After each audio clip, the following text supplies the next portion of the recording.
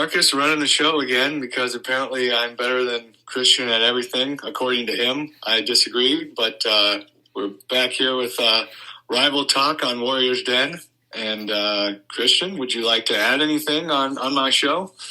I mean, you said it best. It's your show now. I mean, you're now ahead 38-29. That's definitely an insurmountable lead. So, I mean, at this point, I'm just going to just wing it the rest of the year and maybe make some very spicy picks because it really doesn't matter at this point. You won again. So I disagree that I've won. I'm just playing along with your rules because, it's just your world and I'm just living in it. And you told me to do the intro, so that's what I did.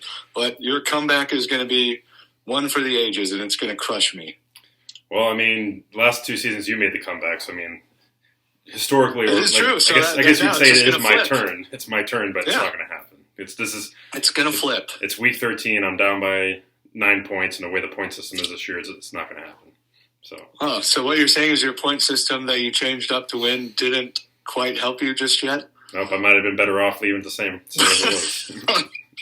Well, we shall see. I think it's going to come down to the wire still. Yeah, we will see because, we got the playoff chase going on in the NFL and might be adding a little wrinkle into that with the picks starting this week. Ooh, Wow. All right. Just something else to try and help myself win. Yeah, that's what you got to do, obviously. So, and it will work, and you will crush me. Unfortunately, that will not happen. So. All right, well, we're in week 13. We're in December now. It's crazy to believe we're already here in December. So yeah, we're really getting into the nitty-gritty of the chase now. So, like I said, you're ahead 38-29. You almost had a perfect week again last week. Let me see where we at. The only one you didn't get, obviously, was the Patriots, so you got coin flipped out of there. So, otherwise, picks that you made yourself without a coin flip, you were perfect in again. So, Wow, how about that? Yeah. So, congratulations on your victory again. Right. I disagree, but and then obviously things didn't go so well for me this week with the Seahawks, and the sky's just falling apart right now. Everything's going downhill from here. This is where it all just collapses. But I mean, hey, at least the Seahawks have a top 3 draft pick now. So did the sky fall from 86 yards, perhaps? Oh, jeez. Okay. Ooh, sorry. Yeah, well, we'll see who gets the last laugh in a couple weeks here. You will though. You will. It will be you, actually. All right. Well, don't have too much news, but I mean, I guess something happened today. Might as well just put that out there. Antonio Brown has a warrant out for his arrest, and meanwhile the sky is blue. So I am shocked. Yeah. Who saw this coming? I didn't. I did not. But yeah. So I mean, it's like how many things can this guy do before he just gets put away or just gets checked into a mental asylum? It truly doesn't make any sense how he's still operating as a free human with all the amount of stuff that he's done. But I guess it's amazing what money can get you. Yeah, it must be nice. Yeah, it must be. So I guess we'll just go ahead and jump into it from there if you want to take over and talk about your soon-to-be NFC West champion 49ers. Well, that could have been true, except for our running back room is now in shambles, as usual. What's new?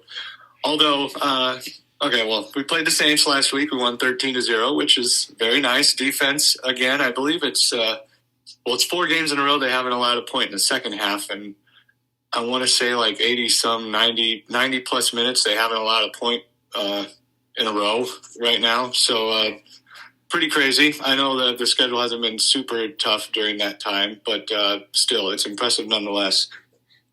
And yes, we lost Elijah Mitchell for 6 to 8 weeks, so he could come back maybe week 1 to 2 of the playoffs if we're lucky. So that sucks. And Christian McCaffrey got a little helmet to the knee, which he should be fine. He just had a knee bruise, contusion is what they said. And he did practice. McCaffrey. Yeah, well, he's practiced the last 2 days in a limited fashion. I saw him in some videos, and he looked fine. But, it is still Christian McCaffrey, so you never know. Yeah, I remember a couple years ago when he first suffered that ankle sprain, he practiced and looked fine. And the next game, it was... Yeah. That was just a little ankle sprain, NBD, and then he misses basically 10 weeks. So, yeah. Yeah, and I wouldn't. I'm always worried about Niners injuries because we seem to get snake bitten by them. So who knows? But we'll see what happens. I am confident in Jordan Mason, our running back, backup running back, and also Tevin Coleman. He can they can hold down the fort for a couple weeks, but we definitely need Christian McCaffrey to be healthy to do anything in the playoffs, in my opinion, at least. So hopefully that happens, and hopefully we get Elijah Mitchell back for the playoffs, because that's also huge. And God, he was doing just fine, after he got back from his injuries, and looked like the Elijah of old, and actually looked better than Christian McCaffrey, if you ask me. And then, of course, he sprains the other MCL in the other knee, opposite of the one he sprained in week 1. So, great. Besides that, I'll just say that overall we played a pretty good game. The offense sputtered a little bit, but the Saints have a good defense. So I'm not expecting our offense to look awesome every game. It's still Jimmy Garoppolo. He's not elite, so there's going to be times where it doesn't look completely right, but we still took care of business and won 13-0. I got no complaints other than the injuries. So moving on from that week, which I will say is overall a positive, we got the Dolphins this week. Kyle Shanahan's protege, Mike McDaniel. It's going to be a little bit spicy. Apparently, Raheem Mostert had said some stuff on Twitter, a former running back, about how there's more talent in Miami than they had in San Fran, and they now have a quarterback who can, quote unquote, actually sling the ball around. So maybe a little shade at Jimmy Garoppolo, and I mean, I get it. Clearly, Tua is better than Jimmy, at least this year, so makes sense. But I'll take the bulletin board material. Actually, I know that our guys will use that. So I guess.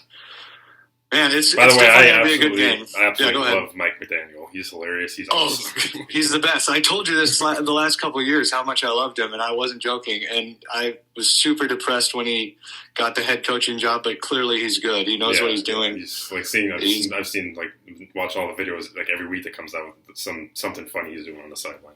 He's always saying he's just a weird guy overall, but it's weird in a really funny way and not creepy at all way. And he's great. He's probably my favorite. Besides Kyle Shanahan, and even over like the DeMeco Ryans, he's my favorite assistant coach. But now that he's not a 49er, he's not anymore. But yeah, we're going to lose DeMeco Ryans this year again as well, so that sucks. So we're going to lose my two boys 2 years in a row. But I digress with that. That's just what happens when you got good assistant coaches, I guess. But yeah, when it comes to the Dolphins, though, obviously, they have one of the best offenses in football. Got a quarterback who's basically throwing about 70% completions and doesn't really turn the ball over. Got two elite wide receivers, especially if you're saying speed-wise. They got Jeff Wilson Jr. and possibly Raheem Mostert. He's got a knee issue, but I assume he'll play in this game. Wait, so he gives all the bulletin board material, but he's like questionable to play? So. Correct. Yeah. Weird, huh? Yeah.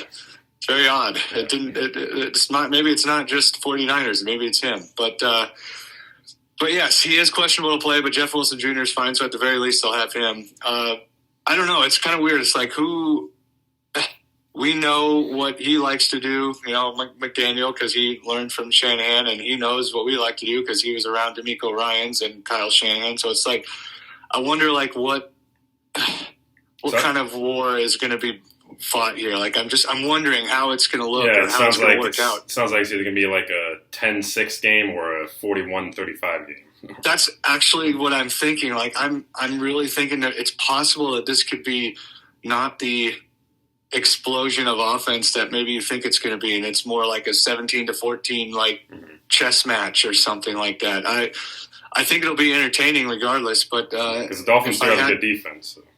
Yeah, yes, for sure. I think they give up some rushing yards, but their pass defense is pretty good. They got good defensive backs. I just think overall they got no real glaring weaknesses. So it's just something where you got to be on your game if you're going to beat them. And clearly they're 8-3, I think, or 7-3. I don't remember exactly. 8-3, yeah.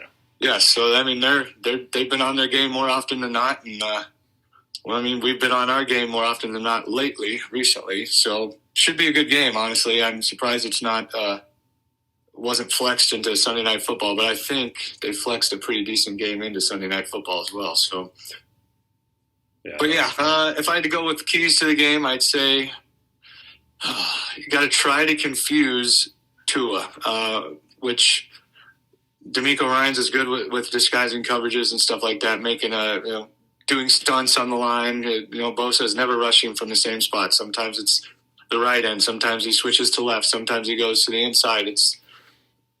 I think we gotta basically mix it up quite a bit for Tua, just because you don't want him to get comfortable in throwing them slants to Waddle and Tyreek. That would be a nightmare because if they get any kind of space ahead of them on a slant, they can take it to the house very easily. And I know we're going to give up yards to those guys because our cornerbacks are not overly fast. I'm a little worried about that, quite honestly. I guess that'd be another key, although I just said they could take a slant to the house, which they definitely can. You got to try to keep them in front of you because if they get – there's somehow we got to keep them in front of our defensive backs and not let them get over the top at least constantly, because Tua will hit them and they will be gone. So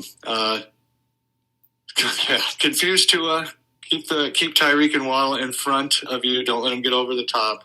And then our other key, at least on offense, besides Jimmy Garoppolo playing a clean game, we got to try to control the clock because I just like McDaniel likes to do, although he does like to score fast now too. Maybe he's branching away from the Kyle Shanahan clock control game and doing his own thing, which he definitely is. He's his own man, but he likes to run the ball too. He's a running game genius. So we got to try to control the clock as much as we can and not just let them just dominate it constantly because that will be a huge problem. So that's what I got. It's going to be interesting and probably, hopefully, fun game to watch. Mm-hmm. Yeah. How about them Seahawks, though? Oh, yeah, so I knew that was a trap game. Doesn't excuse the fact that we lost that game. Should have won. I mean, when you start the game off with an interception like that, like you should be able to control the game from then on out. But that's not what happens. And the defense has obviously regressed back to what they were. I don't understand this defense. Like 1 week they can look like a top 5 defense, which they should be. They have the potential to be. And the next week they look like the worst defense ever. Like I don't get it. Really, for me, what I feel like the biggest problem is just that we don't have that like big run stopper up the middle who can also get disruptive in the pass game. That big defensive tackle, which having that number 3 pick now, there's a certain guy from Georgia out there we could draft next year that could help fill that hole. But yeah, just that is I feel like what's really exposing us because then constantly, I mean, almost in every running play you're seeing the running backs get at least to the second level without really being touched, and that's a problem that's got to stop. Why was that not like you? I guess you just said you don't know, but like for like 3 or 4 weeks, you were stopping the run at a crazy clip, and now all of a sudden it's back. I don't know. I really couldn't tell you. I'm going to assume that might have to do with communication again. Maybe teams saw the adjustments the Hawks made on defense, and then they kind of figured out ways to exploit the adjustments they made. Yeah. Now we have to make adjustments to those adjustments. So, I couldn't tell you, but yeah, that 86-yard run had a lot to do with Ryan Neal being out because I believe it's Josh Johnson. Oh my God, like he didn't even look like he even attempted to try and make a tackle on Jacobs there. So if Ryan Neal is still in there, which we're going to miss him now, if he was still in there, I'm sure he makes that tackle because Ryan Neal has been playing some really good ball. If looking at the PFF, he was rated as one of the top safeties right now. So what happened to him? Something with his arm. I think a fracture or contusion or something. I don't think it was a full break, but something with his arm. He's definitely. I'm pretty sure he's out for at least a couple weeks, if not longer. So sure. That's why actually the Seahawks just went and signed Jonathan Abrams. Saw that. Yep. I know he didn't really. I thought he showed some flashes with the Raiders. He didn't really do much with Green Bay. I don't think he really got a chance. I actually do like this signing because I do think there is some untapped potential there that maybe we could get a little bit out of him. Either way, it's better than what else we have right now behind Neal there to replace him. So can't be any worse than what we currently had there to replace Neal. So sure, I like the signing, and I'm give him a chance to see what he can do. Well, he's clearly got some talent, so can you unlock it for sure? But yeah, I mean, other than that, really not much to talk about that game. The offense still did its job. Geno is still doing great. I mean, Geno had a couple critical mistakes, but overall, he had a season high for yardage. It was over 300 for the first time this season. 5th straight game with 2 touchdowns. So he's Still remaining efficient, and I have this fun little stat here I just saw. Puts them in some really good company here. So the longest streak of games with a 60-plus completion percentage and an 80-plus passer rating to start a season. You've got Aaron Rodgers back in 2011, did it in the first 12 games, and Peyton Manning in 2009 also did it in the first 12 games. Steve Young did it in the Steve first. Young, I knew that he had a did it in the first stretch. 10 games in 1992, and Geno Smith right now 11 games there. You know what all three of those other guys had in common from those seasons? They won MVP. So how about that? Just saying. I know. Right now, it's probably Jalen. I'd say is a leader because Allen's had a couple of rough weeks. Right now, I'd say it's probably Jalen who's the leader, but it's got to be Jalen, Allen, and then you could toss it up between Tua and Geno. I'd say. Yeah, for the most part. I mean, I'm not being biased here, but I think just give him that vote at the very least. I know receivers don't win this award. It's really a quarterback award, but I think the case we made for Justin Jefferson too. So. Yeah, I would say so. But yeah, so that's, like I said, really not much to talk about this past week's game. Just move on from it. It is what it is. Got an opponent now coming up this week that, yes, they are without pretty much everyone.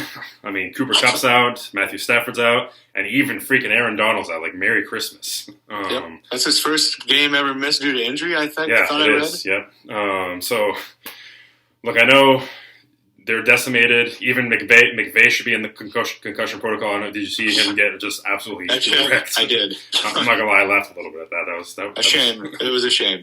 Such a shame, but yeah, like I get it. They're decimated, but it's still the Rams, and it's still something. It's just like taking it to baseball. It's just like the Mariners with the Astros. Even when the Astros sucked before they became good, still the Mariners still couldn't beat them. So it's like it's just something. Happens in all sports with teams. I mean, just like with the Rams, you guys own the Rams for some reason. Like, it doesn't matter what team is on the field, you own the Rams. It's just like, so here, yes, we should win, but that Rams team has a former Seahawks player who could definitely fire up the guys that are playing for them and has some revenge on his mind. Of course, I'm talking about Bobby Wagner. So I don't know what the single game record is for tackles, but I wouldn't be surprised if Bobby Wagner nears that this weekend.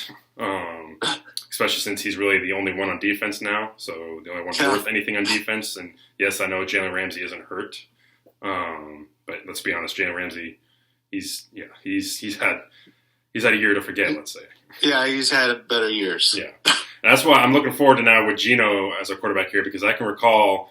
I remember the game in LA last year. I was down at that game against the Rams. DK had Jalen burned so many times, but because of the quarterback we had at the time who couldn't find him or wasn't looking at him or whatever, whatever you want to go on there, he wasn't able to get the ball then. So I'm looking forward now to seeing DK versus Jalen with Geno, a quarterback who can get him the ball. So yeah, should be interesting. And I mean, clearly it's better for me if the Seahawks lose, but I hate the Rams almost just as much. So it's still going to bring me pleasure to see.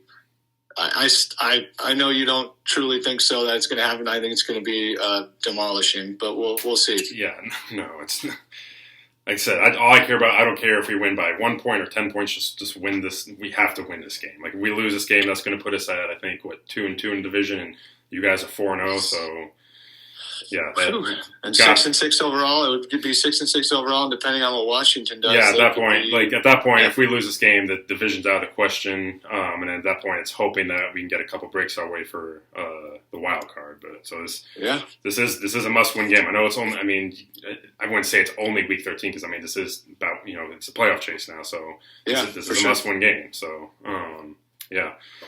So my keys this game, number one. I feel like every week I've been trying to just figure out a way to mix up and give this key a different title. So this week I'm saying the defense needs to live up to its potential. Let's put it that way. Instead of just saying play defense, live up to the potential defense. Because this defense, like I've said, has the potential. The talent is there to be a top-flight defense. Just got to put it together. I know it's still super young. There's still things getting figured out. There's some injuries. But even still, that potential is there, and they showed it for 4 or 5 weeks. So let's get back. 4 or 5 weeks, yeah. Yeah, let's get back to that. And they showed it against good offenses too. I mean, the Chargers, the Giants. It wasn't like they showed it against like the Jaguars or anything like that, or the Browns. For sure. So number two, got to get Kenneth Walker going. He's had a couple down weeks. I know he still scores some touchdowns, but I mean, those were short yardage goal line situations. So got to get Walker going again. If we can get him to, I say anywhere from 80 to 100 rushing yards, and I'd say we're in a good position to win the game. Lean on him again at the end of the game, get a lead, and then lean on him to close the game out at the end. And then number 3, get the tight ends more involved, because the past couple games, I don't know why, but we've kind of gone away from the packages we had with our tight ends, the full house packages. I haven't seen many of those, and the bootlegs that we run with them, which also then opened up things for Walker in the running game. So I don't know why we went away from those designs, but it was working so well. But I say we got to get back to that, and give the Rams a little taste of their own medicine, because I feel like Waldron. Yeah. Yep, I feel like now that we have the appropriate quarterback for this system and this offense, we can really out Rams the Rams. The way they've always defeated us with their offense, I feel like now we can return a favor to them here. So speaking of Waldron, I'm starting to get worried that he's going to get poached for a coaching job, because I know his name's starting to be thrown around, which rightfully so with the job he's done with this offense this year in Geno. So yeah, it's been pretty good for him, I would say. With he's going to get credited with the Geno resurrection, at least some of it. Yeah, which I really don't want us to lose him, because honestly, I don't know how much longer Pete will have in him, but honestly, Waldron would be a guy that I'd want to take over for Pete if Pete leaves. Yeah. I really hope we can hold give on. him 3 to 4 more years for Pete, and then hand it over. That would be ideal, I'm sure. Yeah, that definitely would be ideal, at least for me. Yeah, so that's my 3 keys. Just defensive potential, let's recognize it, get Walker going, and start getting those tight ends more involved, running that full house package and those bootlegs again. So, yep. All right. Well, Pooch Picks. We got one more week on the docket here before our next Pooch Pick video, which will be out next week, which will have the debut of the rookie sensation Jack. Yep. Again, that late season call up, so give him a little taste and see how he does. So, but in the meantime, we got Henry is on a little 2-game winning streak here. So he heard you. He heard you, challenge him to get to, what was it, 8 wins you said? 8 or 9? I said if he gets to 8, 9, he can pick again next year. So yeah, he's at now? 5 and 7. Yep, he's on a 2-game winning streak. 5 and 7. God. So, but he is picking the Rams this week. Yeah, that's unfortunate for him. I don't think he thought that their 3 best players would be out when he picked them. True. But that's just too bad. That's the breaks. Yeah, so we got Henry there at 5 and 7, Seller picking the Rams this week. Then we got Diogi at 7 and 5 picking the Seahawks, and then Drake at 8 and 4 also picking the Seahawks. So. Oh God. Great. Well, hey, Henry's just playing for his job at this point. So That's true. That's true. But yeah, so the next Pooch Picks video will be out next week before the Rival Talk video for next week, and it'll be the last one for the season before we get to the postseason. So, yep. All right. Chugging along. All right. Again, to our picks now, and before we get started, kind of teased at the beginning, but we're going to throw in one extra game every week now.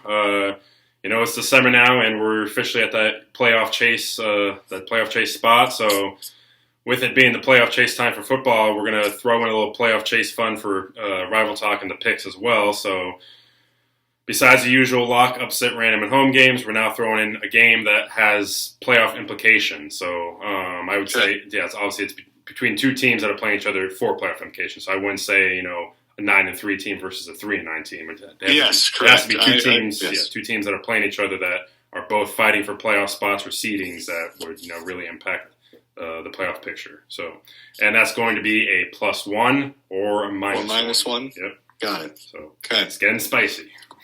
Ooh. All right, so we'll start with our lock. So go ahead and give us your lock this week. Locks, I'm just going to say it. Cowboys over Colts, +5. All right. And then I got the Ravens over the Broncos by 8. Let's ride. Good pick. All right, upset pick. What do you got? Upset, this was kind of tough, but I like the way Mike White looked last week for the Jets, so I'm going Jets over Vikings by 1. This is another kind of cheap upset, I feel like, but I'll give it to you. It's at Vikings, and they are favored by You're doing. I can't fault your strategy. You're doing good, at least picking where you get at least 1 point. So it's true. I'm kind of doing the same this week because I know you might say the same thing to me, but I'm taking the Titans over the Eagles. I do that would qualify as an upset, I believe. Yeah, it would. Yeah, so I know the Titans are a pretty decent team, but I don't know. they're just one of those weird, you don't know how they're 7-4 leading the division type of teams. So yeah. So I got the Titans over the Eagles by 2. Look at me picking against the Eagles.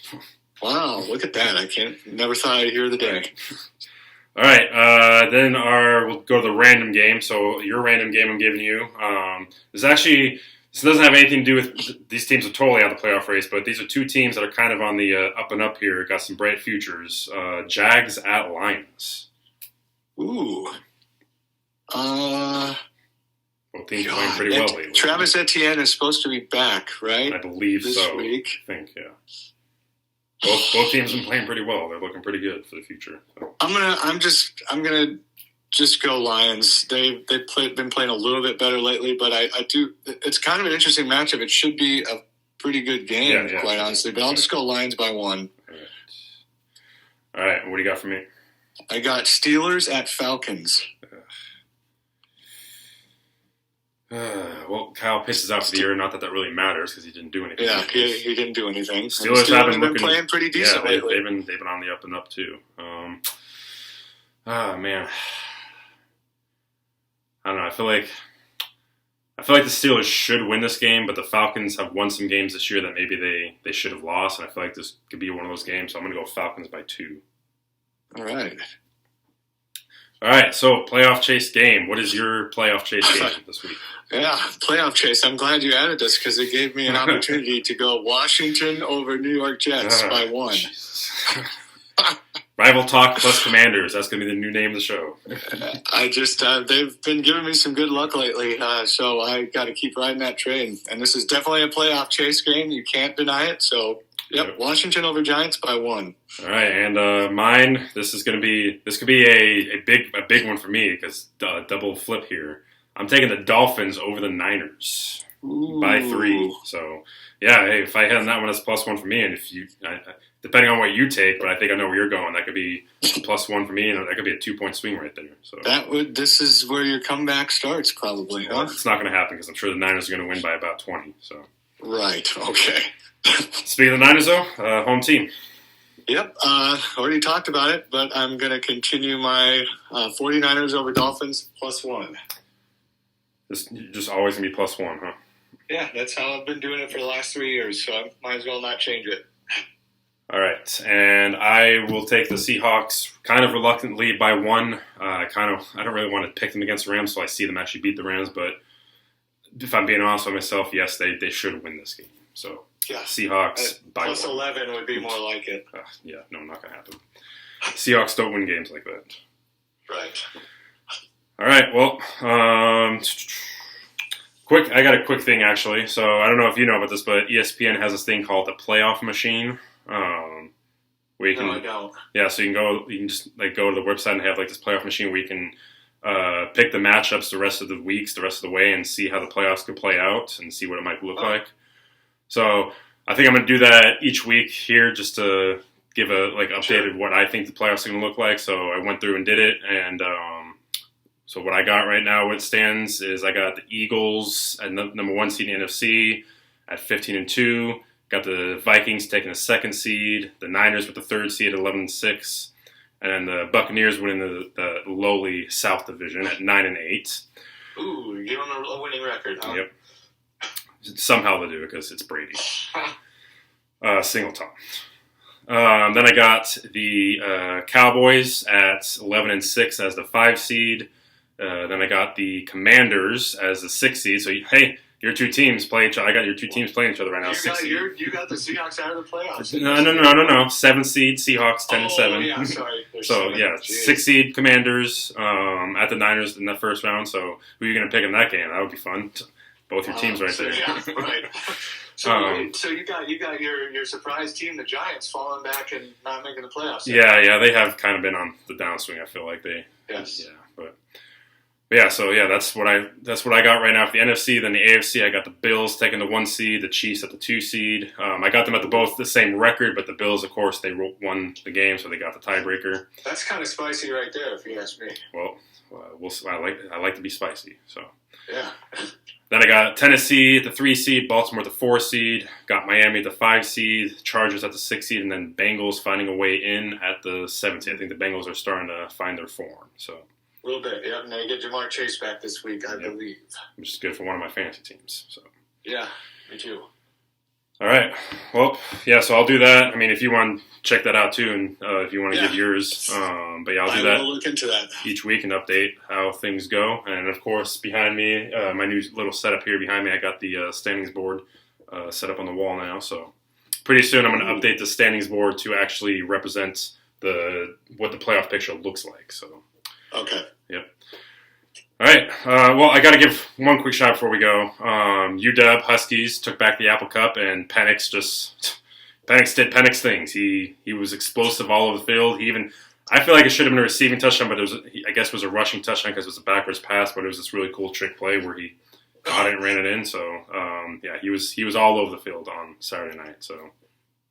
Yeah, you had a real good season, and there's still a chance at the Rose Bowl there. Well, it should be. The college football playoff decided to really hose the Huskies this week by putting Utah above them by 1, which makes absolutely no sense. But as long as Utah loses tomorrow in the conference championship, there's no way they can put a 4-loss Utah team over the Huskies in the ranking. So as long as USC does win, which I usually hate rooting for USC because I hate them, but I'm rooting for them in this case because if USC wins, the Huskies should be in the Rose Bowl. So, which I believe would be probably likely against Ohio State, who has a horrible pass defense. So, and Penix played against Ohio State when he was at Indiana. I don't know what he did, but that'd be interesting to look at those numbers. That would be a fun game. And speaking of which, got to get it's starting to trend a little bit, but Penix for Heisman. I don't know. He's got to be. I'm sorry, call me biased, but he needs to be in New York for the whole thing. Like he's been incredible. So I would agree with you. We said it at the beginning of the year, and he hasn't really fallen off. So no, he stayed pretty solid all year long. I would agree. All right. Well, how's Nebraska ball doing? Well, we're 5-3. We've won 2 in a row, and now Sunday is a big day for me because it's obviously the 49ers versus the Dolphins at the exact same time. Is Nebraska ball versus Creighton, my most hated team in college basketball. So it's going to be quite the 3 p.m. extravaganza for me, Central Time. RIP to your stress level and your blood pressure. Yeah, I don't know how I'm going to keep track of both games at the same time. It's going to be interesting. I will keep you updated. Maybe you can ask for some of that jet fuel Moscow Mule to help ease your temperature. Oh, yeah. I'm going to need a lot of different concoctions. There's no doubt about it. All right. Well, anything else you want to add in? Nebraska football is a mess. I'll just. You're a former interim coach out there. Yeah. Yeah. My former interim head coach Mickey Joseph got arrested for some domestic violence. I guess lucky we didn't hire him as full-time coach. We hired Matt Rule instead. So go ahead. Just give me one. Give me one or two. He did not follow the rules. Is what happened. Oh man, Saturdays in the fall are going to be just great.